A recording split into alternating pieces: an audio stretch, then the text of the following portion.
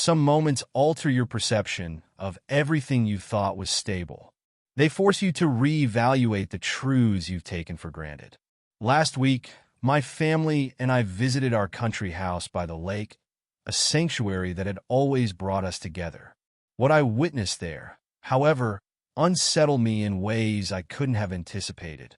We arrived early, greeted by the calm of rippling water and the scent of pine trees. After unpacking, Jessica, my wife, suggested we head down to the lake shore to relax. Felix, my 21-year-old son, joined us, his easygoing smile reminding me of his younger days. This trip was meant to strengthen our family bond, but I couldn't shake the feeling that Jessica had been emotionally distant from me lately. I had assumed it was temporary, something stress would pass in time. After taking a dip in the lake, I waded back to the shore, water dripping from my shoulders. That's when I saw them, Jessica lying on her stomach while Felix knelt beside her, applying sunscreen to her back. It seemed innocent at first, a simple gesture, the kind of thing families do for each other. But the way Felix's hands moved caught my attention. They lingered too long, sliding with meticulous care, and Jessica didn't seem to mind. She appeared relaxed, almost serene, as though enjoying the moment. I stood frozen, watching from a distance. Neither of them noticed me. Felix's careful attention and Jessica's calm acceptance unnerved me. My thoughts began to spiral. Was I overthinking this? Or was there something deeper I hadn't noticed? Felix had lived with me since his mother and I divorced 10 years ago. Jessica had been a steady presence in his life, treating him and his sister, Emma, with kindness and respect. Her dedication to being a supportive stepmother had always made me admire her. But now, I felt doubt creeping into that admiration. That evening, the image of the two of them lingered in my mind. Jessica had always been the anchor in our family, nurturing and patient. Felix had grown to rely on her in ways that made me proud, but now those interactions felt different in hindsight, blurred by the unease I felt. Jessica had seemed distracted lately, avoiding deeper conversations and appearing lost in thought.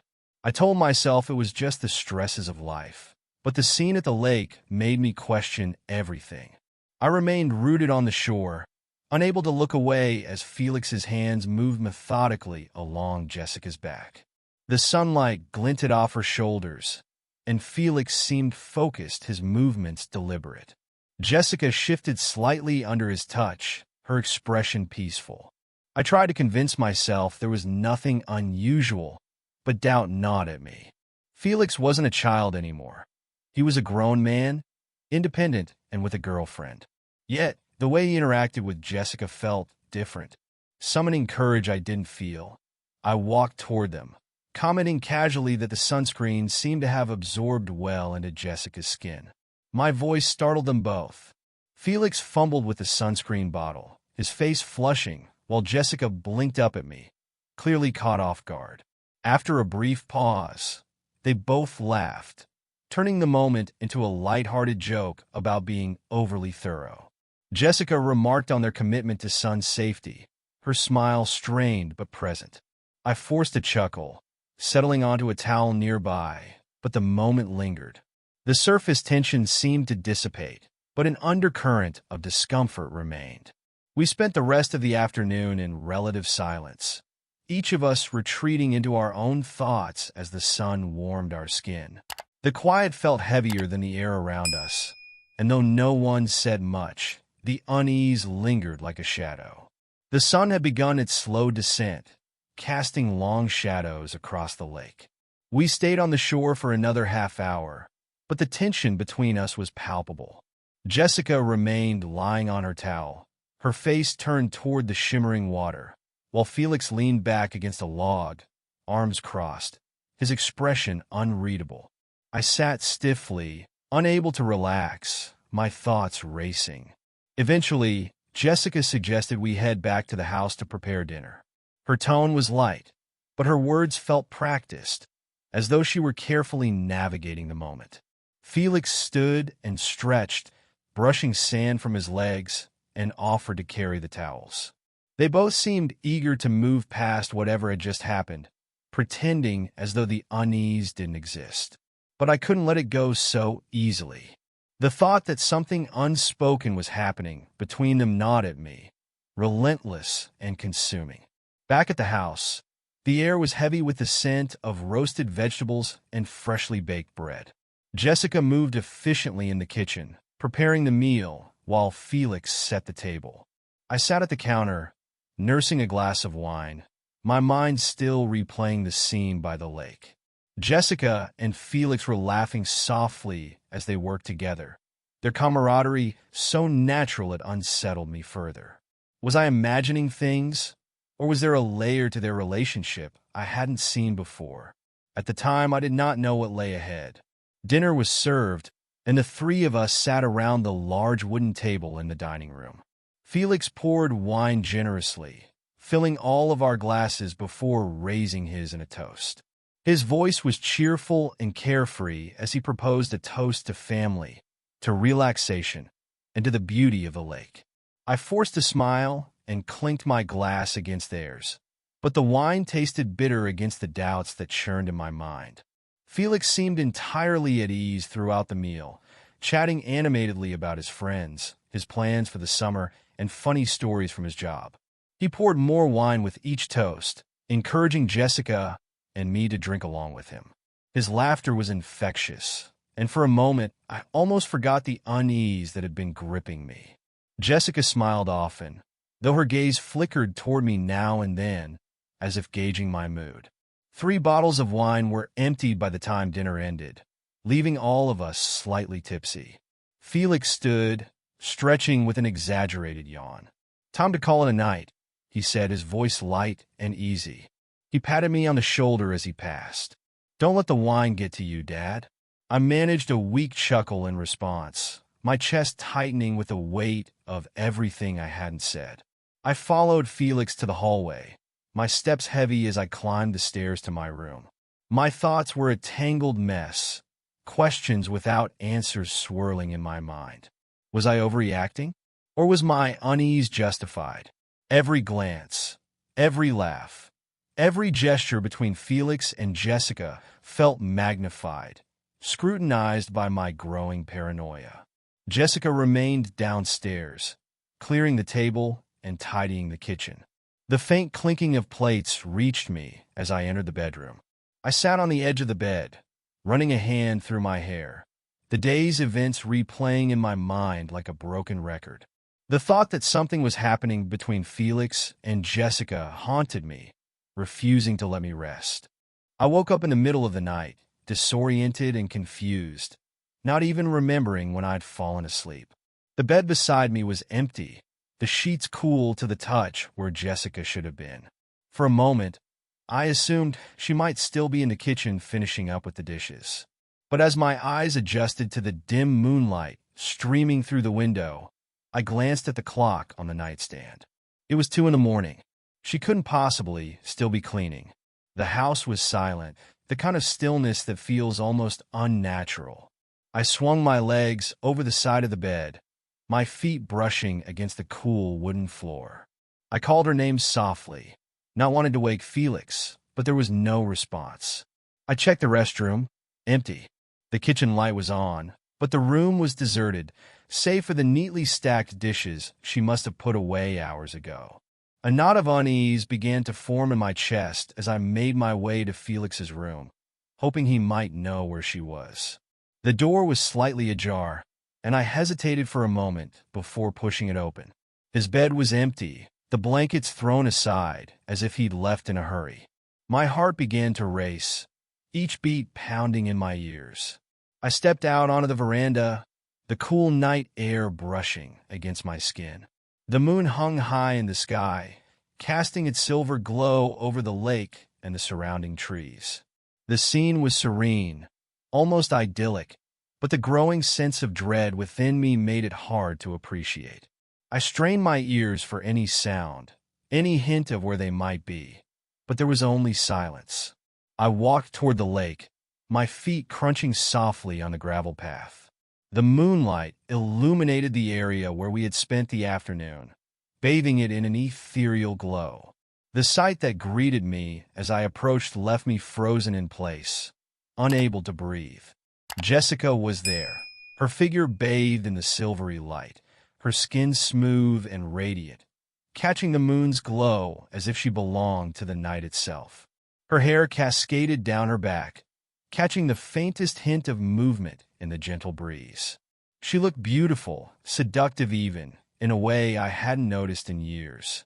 My eyes traced the scene before me, drawn in despite myself, unable to look away. But it wasn't just Jessica. Felix was there too. He lay on his back on the ground, his hands on her waist as she moved above him. It wasn't a mistake, and it wasn't something I could rationalize. What they were doing left no room for interpretation. It was exactly what it appeared to be. For a fleeting moment, I felt tempted by the raw intimacy of what I was seeing. My heart wavered, caught in the magnetic pull of the beauty and sensuality of the scene. The way the moonlight highlighted their forms, the tenderness in their movements, it was almost hypnotic. But then reality crashed down on me, hitting me like a cold wave. I wasn't watching strangers. This wasn't a scene from a romantic movie. This was my wife and my son, my 21-year-old son, my stepmotherly, nurturing wife, the woman I had trusted implicitly and the son I had raised. The warmth I'd felt moments before was replaced by a chill that ran down my spine, and nausea churned in my stomach. I stood there, unable to move, unable to think, a storm of emotions swirling inside me. Anger, betrayal, disbelief, it all hit me at once. My mind raced with questions. How long had this been going on? Had I been blind to something that had been happening right under my nose? Had their closeness, which I'd always dismissed as familial affection, been something more all along? I knew I couldn't stay there, couldn't let them see me standing in the shadows, witnessing this violation of trust. The image was already seared into my mind, a brand I would carry forever. I turned slowly, my legs feeling weak beneath me as I made my way back to the house. Inside, the dining room table was exactly as we had left it the night before, the remnants of our shared meal still faintly lingering in the air. I sat down heavily in one of the chairs, my head in my hands, trying to process what I had just seen.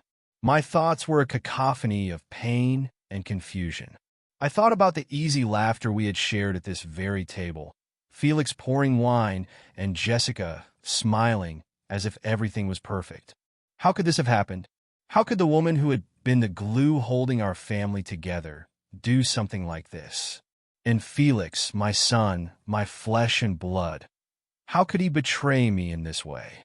I stared at the empty table, my thoughts spiraling into darker places with each passing moment. Every sound, every creak of the house settling, made my heart jump. I waited, knowing they would eventually come back, knowing I would have to face them. But I didn't know what I would say, or if I could even find the words to express the depth of the pain coursing through me. The silence of the house was deafening as I sat there, the moonlight streaming in through the window and pooling on the floor. It was the same moonlight that had illuminated the betrayal I had just witnessed. The weight of it pressed down on me, a crushing force that I couldn't escape. My family, my sanctuary had been shattered, and all I could do was wait for the pieces to fall further apart. The sound of the front door, creaking open, jolted me from my swirling thoughts. My heart pounded, my hands trembling as they gripped the edge of the dining room table. The low murmur of voices reached my ears, Jessica and Felix, their tones cautious, almost conspiratorial, as they approached. I stayed seated, clutching the table as if it might anchor me against the storm brewing inside me. The kitchen lights spilled into the dining room, casting long, shifting shadows across the floor. When they entered, they froze. Their soft laughter died in an instant, replaced by an oppressive silence. Jessica's face, still flushed from the cool night air, morphed into confusion, her gaze darting between me and Felix. Felix shifted uncomfortably, his unease written across his face as he glanced at Jessica, searching for her lead. Jessica tried to explain away my presence, commenting on the late hour, her voice falsely light as she draped her sweater over the back of a chair. Her attempt at normalcy rang hollow, her darting eyes betraying her nervousness. Felix, standing beside her, added his own excuse, claiming they had gone for a walk to enjoy the lake's beauty at night.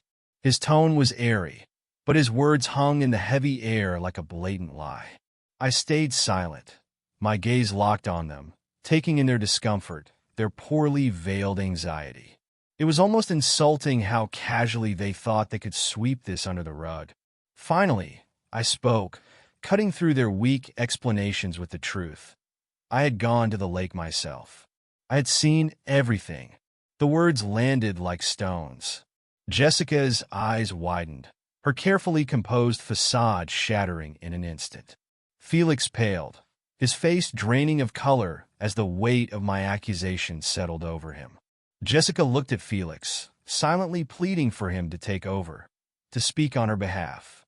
But Felix was frozen, his mouth moving without sound, unable to form even a simple denial. I demanded to know what exactly they had been doing at the lake. My voice trembled, raw with anger barely held in check. The silence that followed was deafening, broken only by the sound of Jessica stepping forward hesitantly. Her hands were raised in an attempt to calm me as she began to explain, her voice shaking, unsure. She insisted it wasn't what it seemed, that I had misunderstood. Her words only fanned the flames. I cut her off sharply, my fury erupting as I asked how she could possibly justify what I had witnessed. I accused them both, my wife and my son, of betraying me, of breaking the trust that had held our family together. The memory of standing there at the lake, watching them, trying to comprehend the betrayal unfolding before my eyes, burned in my chest as I spoke. Felix finally found his voice, though it was low and filled with guilt. He tried to take responsibility, admitting that he had made a mistake. But his words only fueled my anger. I silenced him with a glare, redirecting my fury at Jessica. How long, I demanded, how long had this been going on? My voice cracked under the weight of bitterness and desperation. Jessica crumbled further under my words, tears streaming down her face. She confessed, her voice barely a whisper, that it hadn't been planned. She explained that Felix had been struggling emotionally and that she had been trying to support him. Somewhere along the way, she admitted they had grown too close. I repeated her words, too close, with rising disbelief, my voice dripping with incredulity. Was that all she had to say for herself? I demanded to know how she could stand there and minimize what she had done, how she could reduce my pain to such a pitiful excuse. Jessica stepped closer, her hands clasped tightly together, her face streaked with tears. She insisted she had never intended for things to go so far. She told me that she had felt invisible in our marriage, that Felix had been there for her when she needed someone to listen. Her words felt like knives. She claimed she had felt unseen, and her solution had been to turn to my son, my own flesh and blood. The bitterness inside me grew, threatening to choke me as I repeated her claim, questioning how she could possibly use her feelings as an excuse for what she had done. Felix tried again to speak, his voice steadier this time. He admitted that he should have stopped things before they had gone too far. He described feeling lost, leaning on Jessica too heavily, and realizing too late that they had crossed lines that could never be uncrossed. I silenced him again with a sharp gesture, slamming my hand against the table. The sound echoed through the room, leaving behind a ringing silence. Turning to Jessica, I asked her in a voice stripped of emotion if she loved Felix. Her response came quickly, vehemently denying the possibility. She insisted that her love for me had never wavered and that she deeply regretted the mistake she had made. Her words fell flat, unable to touch the rage and heartbreak within me. I shifted my gaze to Felix, demanding to know what he had been thinking. He struggled to meet my eyes, his voice breaking as he admitted that he hadn't been thinking clearly. He said he had been lost, that he had leaned on Jessica too much, and that he hadn't realized the consequences until it was too late. The room fell silent once more, their confessions hanging in the air like a suffocating fog. I stared at them, my heart aching under the weight of their betrayal. The trust one had once held in both of them was gone, shattered into pieces I couldn't begin to put back together. I sat there, motionless, the words they had spoken reverberating in my mind as the silence wrapped around us all. The silence following their confessions was deafening. I sat there, unmoving, as their words reverberated through my mind, each one cutting deeper than the last. My hands, still resting on the table, trembled slightly. Shock coursed through me like a cold wave, leaving me numb. I had imagined betrayal before, in fleeting, paranoid moments when life felt too good to be true. But I had never imagined this. Not my wife, not my son. For a moment, I felt detached from my body, as if watching the scene from above. The dining room, the warm, familiar space where we had shared so many meals, laughter, and quiet moments, now felt foreign. The same table where Felix had poured wine the night before now bore the weight of my devastation. The same walls that had once held the echoes of our conversations now seemed to press inward, suffocating me. The enormity of what had happened began to settle in, and my detachment gave way to anger. It wasn't the kind of anger that flared up and burned out quickly. It was a deep, simmering rage, the kind that consumes you from the inside. My chest tightened, and my breathing grew uneven. How could they have done this to me? How could she, the woman I had trusted, the woman I had built a life with, betray me like this? And how could he, my son, my blood, be complicit in tearing our family apart? I pushed back from the table abruptly, the chair screeching against the floor. Felix flinched, and Jessica's tears flowed freely, but neither moved to stop me. I paced the room, my fist clenching and unclenching as I fought the urge to lash out. My mind raced with thoughts, each one darker than the last. I wanted to yell, to scream at them, to demand answers they couldn't give. But I knew it wouldn't help. Nothing they could say would undo what they had done. The rage was blinding, consuming. Every memory I had of our time together felt tainted. I thought of the moments Jessica had smiled at me, the times Felix had sought my advice, the evenings we had spent together as a family. Each one felt like a lie now, a cruel facade hiding the betrayal that had been festering beneath the surface. But anger can only sustain you for so long. As the fire burned out, it left behind ashes, cold, gray, and lifeless. I slumped back into the chair, burying my face in my hands. The weight of the betrayal pressed down on me, crushing my chest and leaving me struggling to breathe. Tears blurred my vision, but I refused to let them fall. Crying felt like weakness, and I couldn't afford to be weak now. Sadness seeped into every corner of my being, a heavy, unrelenting presence. I thought of all the things I had lost in a single night. My trust in Jessica, my pride in Felix, my belief in the stability of our family. It was as if the foundation of my life had been ripped out from under me, leaving me floundering in a void I couldn't escape. I thought of Jessica's words, her claim that she had felt invisible. It was a cruel irony. I had married her because she made me feel seen, valued, after the pain of my first divorce. And yet, I hadn't been enough for her.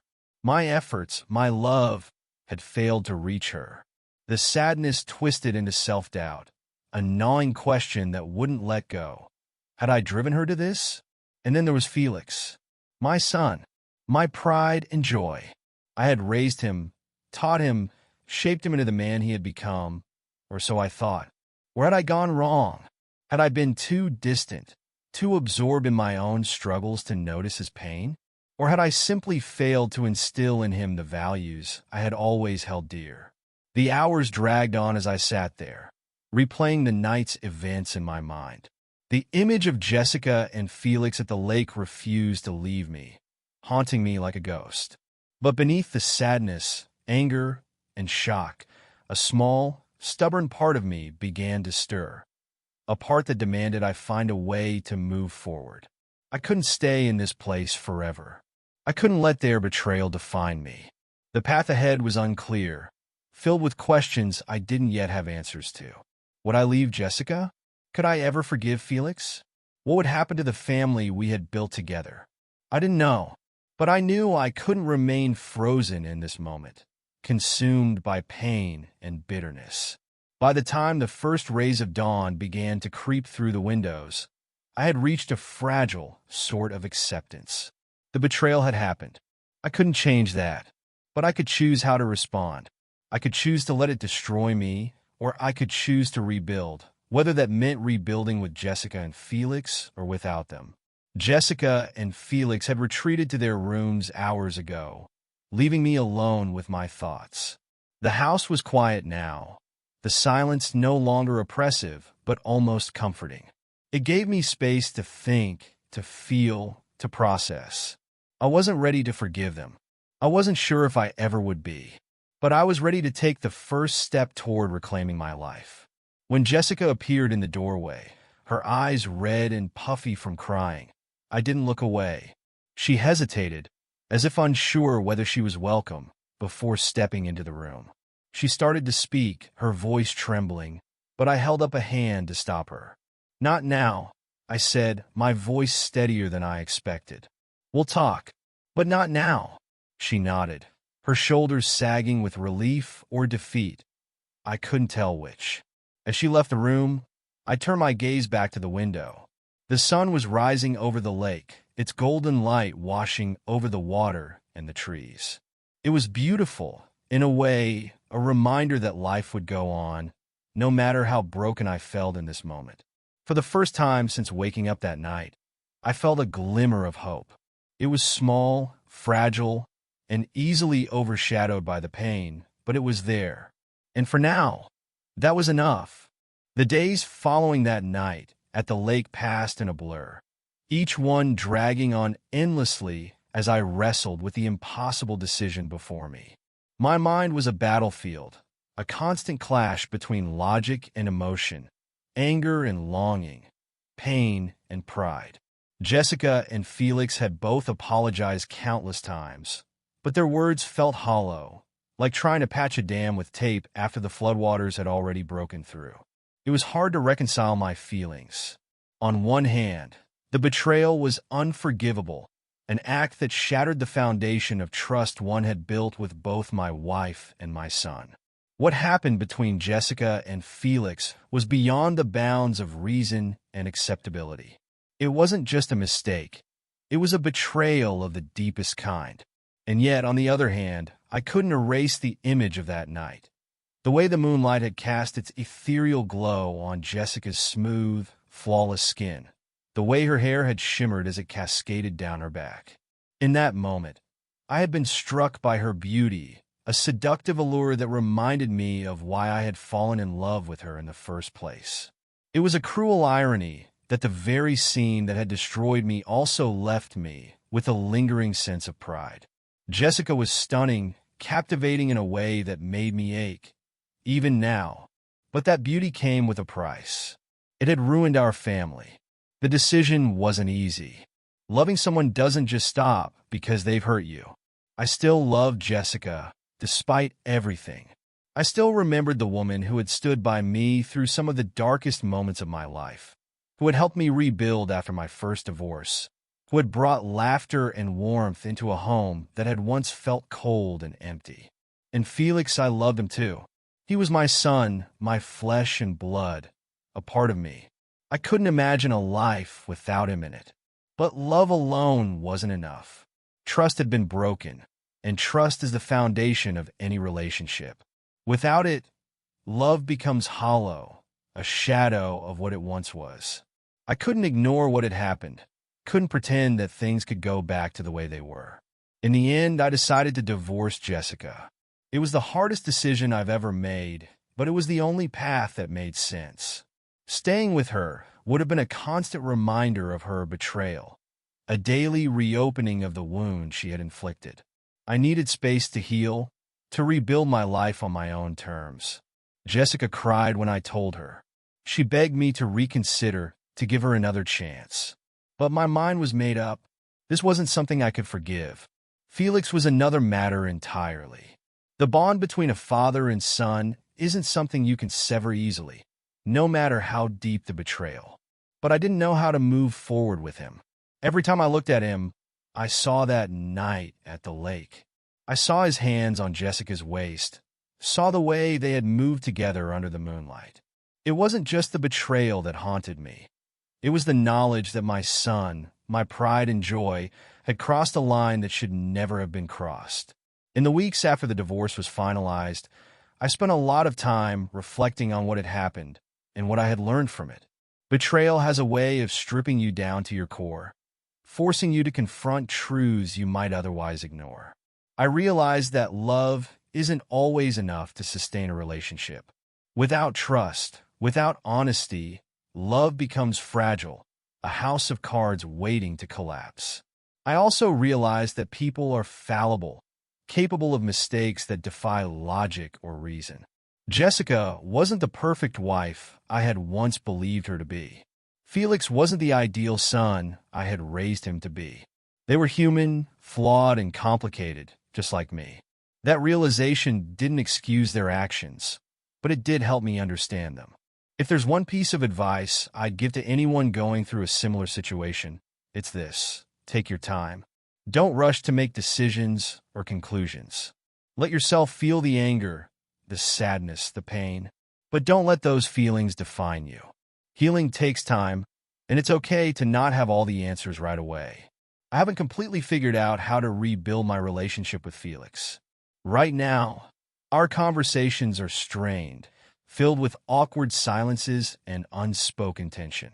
But I'm trying. He's still my son, and I still love him, even if I can't look at him without feeling a pang of hurt. I've decided to start with small steps, dinners together, phone calls, moments where we can reconnect without the weight of what happened looming over us. It will take time, but I'm willing to put in the effort. Jessica and I haven't spoken much since the divorce. She moved out of the house and left me a long, heartfelt letter apologizing for everything. I read it once, but I couldn't bring myself to respond. Maybe someday I'll find the closure I need to reach out to her, to have one last conversation. But for now, I need distance. I need space to heal. As for me, I'm learning to be okay on my own. The house feels emptier now, quieter, but I'm starting to find peace in the silence. I've taken up running in the mornings, letting the rhythm of my footsteps drown out the noise in my head. I've started painting again, something I haven't done in years, channeling my emotions onto canvas. It's a slow process, but I'm getting there. If you were in my position, would you have made the same decision? Or would you have tried to forgive and rebuild what was broken? I'd love to hear your thoughts. Let me know in the comments.